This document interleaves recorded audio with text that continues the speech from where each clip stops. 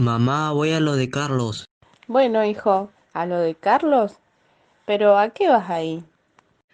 porque en la escuela nos pidieron que averigüemos qué es epistemología, y creo que tiene una relación con la ciencia y el conocimiento. Ah, está bien. Sí, entiendo, pero ¿qué tiene que ver Carlos?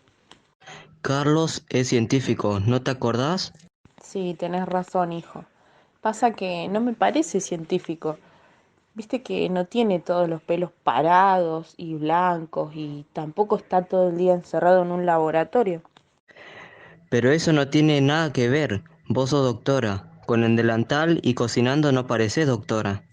Sí, sí, tenés razón. Bueno, después me contás qué te dijo y cómo te fue.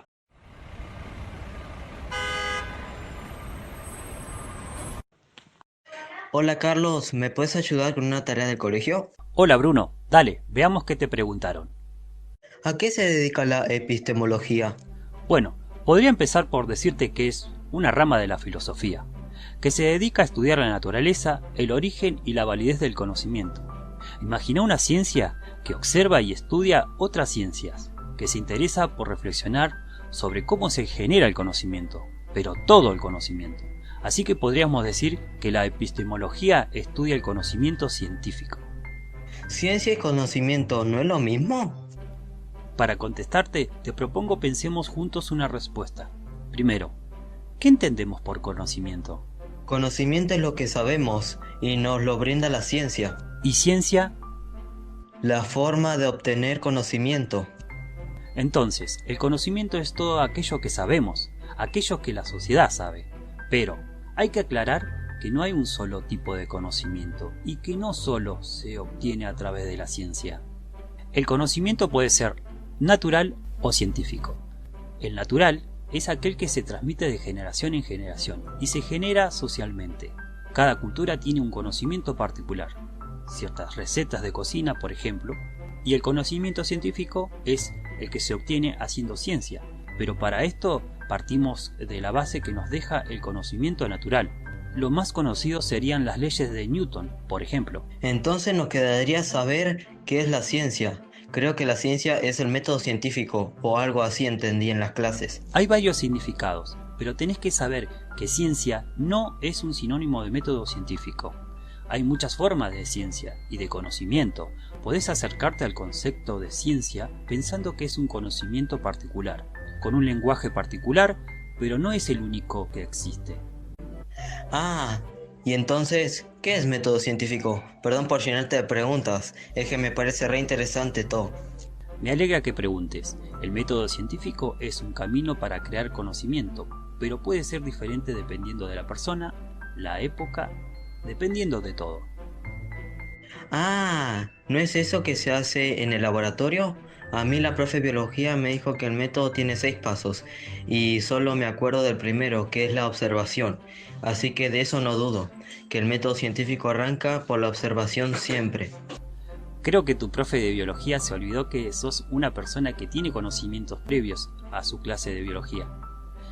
Hay un aspecto en el método científico que se llama inductivismo ingenuo y que se trata de eso, de pensar que el método arranca siempre y solo por la observación, sin tener en cuenta que, por ejemplo, no todos vemos lo mismo.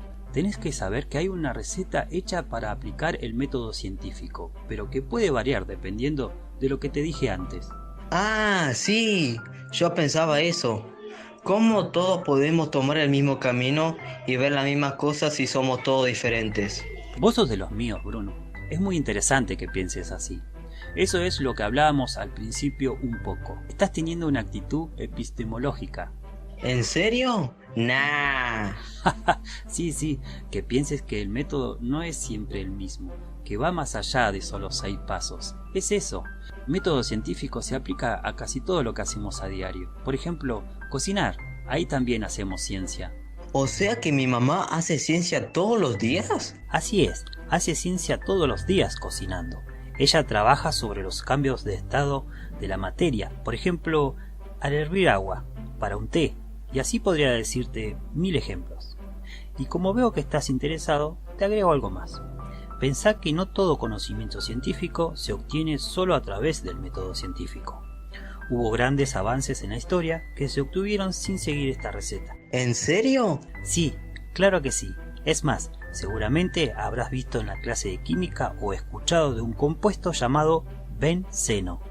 Se utiliza como componente de la gasolina o en los disolventes. Bueno, su estructura la descubrió un famoso químico. ¿Te imaginas cómo? Haciendo pruebas, experimentando. Claro que observarla se le hubiera complicado. La descubrió por medio de un sueño. No siguió el método científico tal como lo conocías. Tampoco es que se acostó y soñó eso y apareció el conocimiento mágicamente. No, sino que más bien tuvo que ver con todo el conocimiento que él tenía previamente. O el famoso Eureka del físico Arquímedes, que significa lo he descubierto. Fue la expresión que utilizó cuando al meterse a la bañadera se le ocurrió la solución para un problema, que hoy conocemos como el principio de Arquímedes. No lo puedo creer. Nunca lo había pensado así. Gracias por todo lo que me contaste hoy, Carlos. Ya le voy a ir a contar a mi mamá todo esto porque para mí que no lo sabe. Dale, buenísimo charlar con vos. Una última cosa. Recordá que siempre para la ciencia no existe ni pregunta ni respuesta tonta. Cuanto más te preguntes, más escuches, más conocimiento tendrás. Así es como se forma un individuo autónomo y con pensamiento crítico. Genial, Carlos. Lo voy a tener en cuenta. Ah, bien, Bruno. Y sabes, te voy a hacer una última aclaración final para que no te vayas con una idea confusa del conocimiento. Por las dudas, ¿viste? Es importante entender que hay una diferencia entre conocimiento natural y el científico. Es, básicamente, el que el conocimiento científico se obtiene a partir de una aplicación del método científico y que luego se somete a una validación por parte de la comunidad científica. Para llegar a él, hubieron muchos colegas trabajando antes, y que sus aportes sirven para llegar a nuevos conocimientos. Y así y todo, Bruno, no se llegan a verdades absolutas. No son conocimientos acabados e inamovibles. Siempre están abiertos a ser reformulados, refutados o tomados en cuenta para futuros conocimientos. Se trata de un arduo trabajo, Bruno, el emprender el camino de la ciencia.